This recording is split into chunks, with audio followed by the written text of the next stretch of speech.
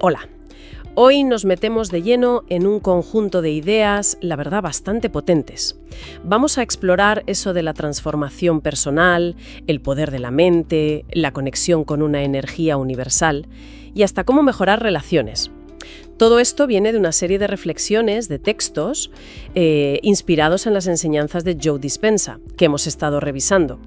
El objetivo que nos marcamos es, intentar sacar las claves más importantes de este material, ver qué nos resuena, qué nos chirría un poco, qué preguntas nos surgen, porque es una mezcla curiosa, ¿eh? Hay cosas de psicología, interpretaciones de física cuántica, tal como las presentan ellos, claro, y consejos prácticos. Vamos a desgranarlo. Sí, la verdad es que es una combinación interesante. Vamos a analizar esa interacción que proponen entre mente, cuerpo y energía. La idea central parece ser que podemos usar estos conceptos, estas herramientas, para superar limitaciones, ¿no? Esas que a menudo vienen de dentro. Y según estos textos, incluso para dar forma a nuestra realidad de una manera más consciente. Lo fascinante aquí es cómo se entrelazan, ¿verdad?, las creencias que tenemos, la fuerza de las emociones, y luego prácticas concretas que mencionan mucho, como la meditación o la gratitud. Veremos cómo argumentan que no son cosas separadas, sino partes de un mismo motor de cambio. Pues empecemos por ahí, si te parece, por la mentalidad, las creencias. Una idea que se repite mucho es que las barreras no suelen estar fuera, sino dentro.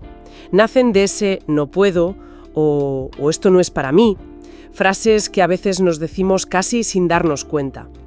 Y hay una perspectiva curiosa sobre las dificultades pasadas.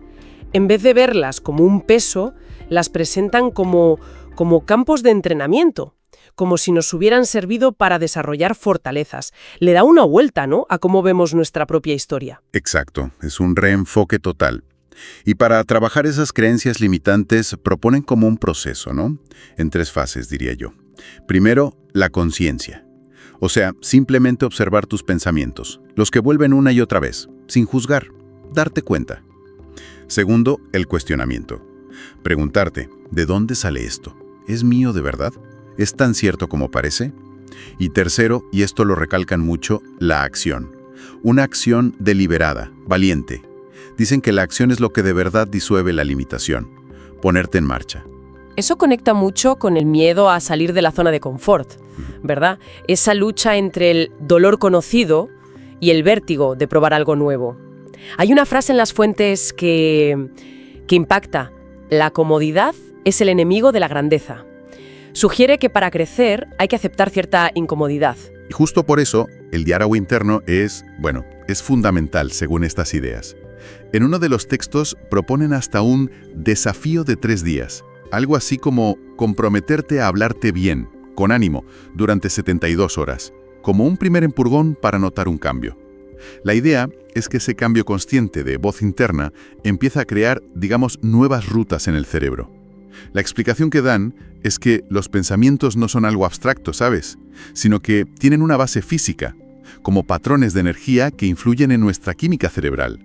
Y eso, claro, afecta a cómo percibimos el mundo y cómo interactuamos con él. Repetir pensamientos negativos te anclaría, a una química de estrés o de limitación. Incluso sugieren, en uno de los textos, algo como un acto de compromiso público. Escribir en comentarios, hoy estoy cambiando mi diálogo interno. Parece que buscan reforzar esa decisión, ¿no? Hacerla más sólida. Sí, busca anclar la intención, yo creo. Todo esto apunta al final a la idea de la neuroplasticidad, que el cerebro puede cambiar, que no es fijo.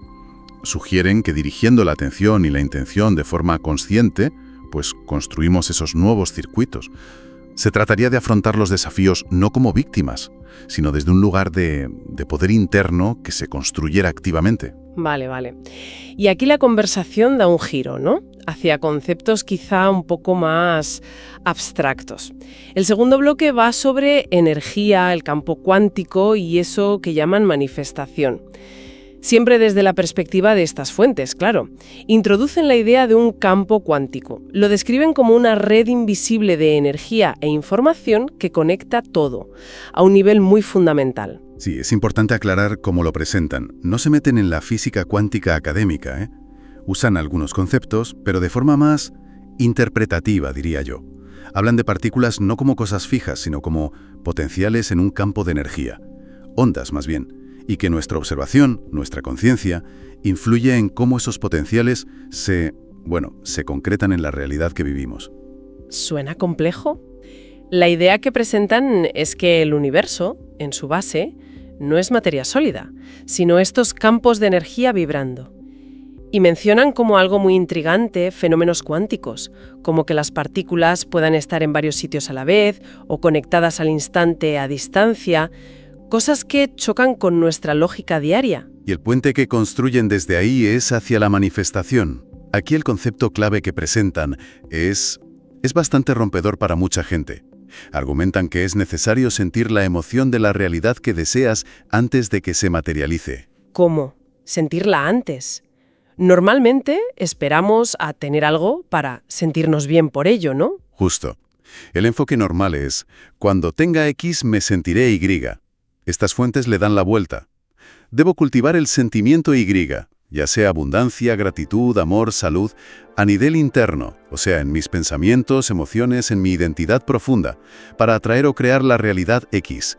La idea es emitir la señal energética de que ya lo tienes, no de que te falta. Frases como soy completo, soy suficiente, son centrales en esto. El estado interno, dicen, es el imán. Entiendo. Es un cambio de paradigma importante respecto a cómo solemos funcionar. Y para ayudar en ese proceso, proponen varias técnicas. La gratitud la mencionan muchísimo. Sí, la presentan como un cambio de frecuencia casi instantáneo. Pasar del «me falta esto» al «agradezco esto que tengo». Dedicar tiempo activamente a apreciar lo que ya hay, según ellos, crea una resonancia que atrae más cosas buenas. Es una práctica activa de cambiar el foco. También hablan de acción inspirada. ¿En qué se diferencia de simplemente hacer cosas? Pues la diferencian de la acción que viene de la ansiedad, del tengo que, del debería. La acción inspirada, como la describen, surge de forma más natural, más fluida. Surge cuando estás en ese estado interno alineado. Son esos pasos que sientes que son los correctos, que te empujan hacia adelante sin forzarlos desde la mente miedosa. Luego está la meditación. La ponen como algo esencial para calmar el ruido mental. Exacto, para reducir la estática, como dicen ellos. Comparan la mente con una radio que necesita estar bien sintonizada para captar la señal correcta. Argumentan que incluso pocos minutos al día de quietud ayudan a conectar con una claridad, una intuición, que normalmente queda ahogada por el parloteo mental de siempre. El movimiento físico también lo nombran. ¿Cómo encaja esto? Señalan esa conexión bidireccional mente-cuerpo, que es clave. Mover el cuerpo, hacer ejercicio, bailar, caminar, cambia la bioquímica. Se liberan endorfinas, cambian las ondas cerebrales, y eso a su vez eleva el ánimo y la energía. No es solo cuidar el cuerpo por cuidarlo, es usarlo como herramienta para influir en la mente y en esa energía. Y por último, las afirmaciones, pero con un matiz importante. Que se hagan sintiendo la emoción. Sí, eso es. No se trata solo de repetir frases como un loro. La clave, según estas fuentes, es decirlas sintiendo la emoción como si ya fuera real. Ahí está el quid. Argumentan que esto ayuda a recablear el cerebro, a crear esas nuevas conexiones, y sugieren decirlas en voz alta para implicar más al cerebro en el proceso. Todo esto suena a un proceso que requiere esfuerzo o constancia. Lo que nos lleva al siguiente punto, los desafíos de la transformación. Las fuentes insisten en lo difícil que es soltar esa versión antigua de uno mismo, ese yo soy así que nos contamos una y otra vez. Totalmente. Es que repetir esas viejas historias sobre nosotros refuerza esas conexiones neuronales, esa identidad.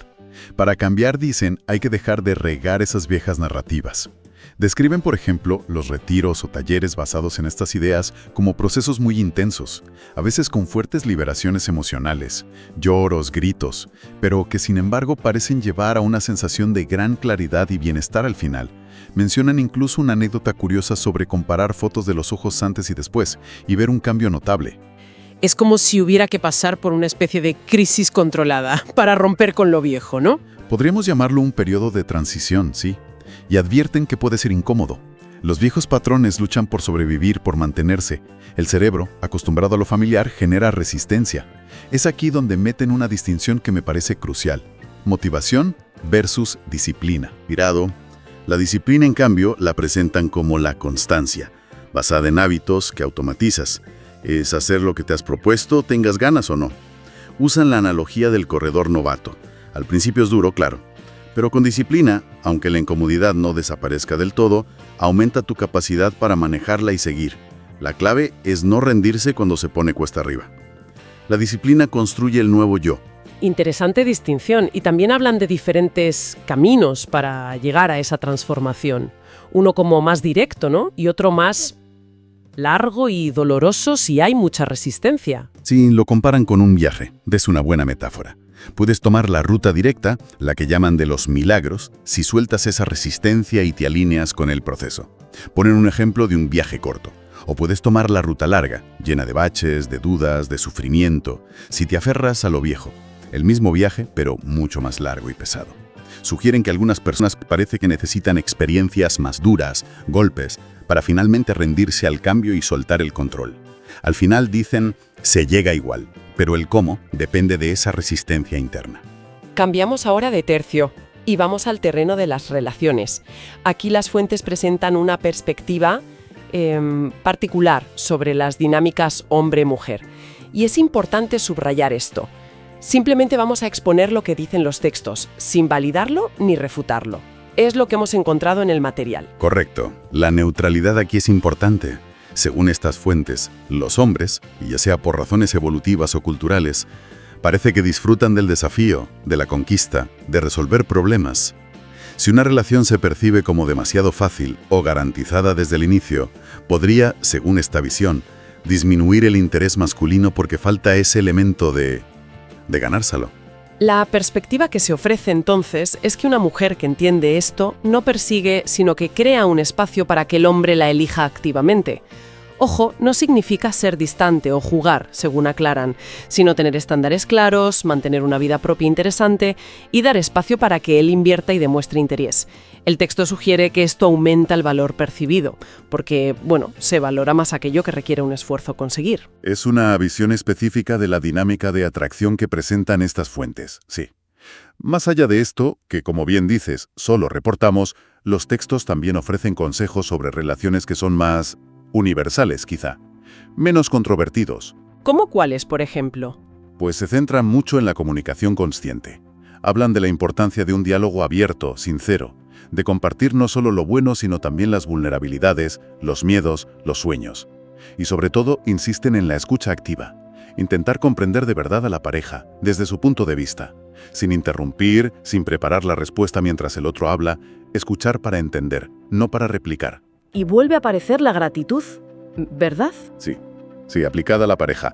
Expresar aprecio de forma regular, específica. No dar por sentado al otro. Reconocer sus cualidades.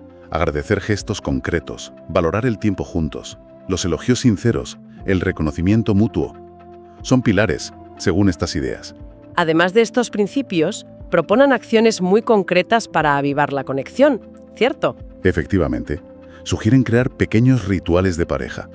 Cosas sencillas a veces, Desde un baño juntos, darse masajes, cocinar algo especial, hasta bailar en el salón, ver una película abrazados, planificar escapadas juntos. También gestos como escribir notas o mensajes cariñosos inesperados. La idea es fomentar la conexión en todos los niveles, físico, emocional, mental. Dedicar tiempo de calidad real, sin distracciones. Abrazarse, besarse con presencia. Esas cosas. Exacto. Y reiteran una idea central. Que el amor duradero es una elección diaria. Una decisión consciente de seguir eligiendo a esa persona. De cuidarla, valorarla y respetarla cada día. Más allá de los altibajos emocionales que todos tenemos. Muy bien.